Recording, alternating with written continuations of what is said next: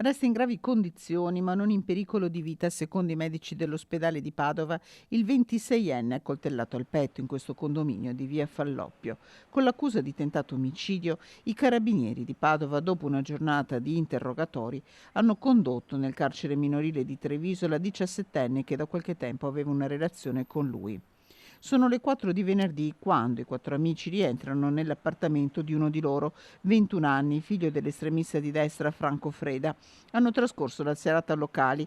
Tra il ferito e la 17enne nasce un violento diverbio di cui esattamente ancora non sono chiare le ragioni, fino a che quest'ultima prende un coltello da cucina con una lama di 20 centimetri e lo colpisce.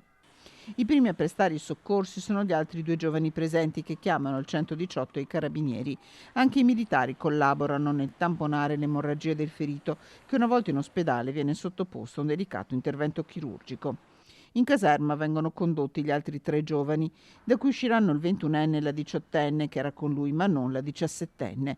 Già nota alle forze dell'ordine precedenti per episodi di bullismo contro coetanei, la 17enne avrebbe ammesso le sue colpe. Nel carcere minorile sarà sottoposta a breve all'interrogatorio di garanzia.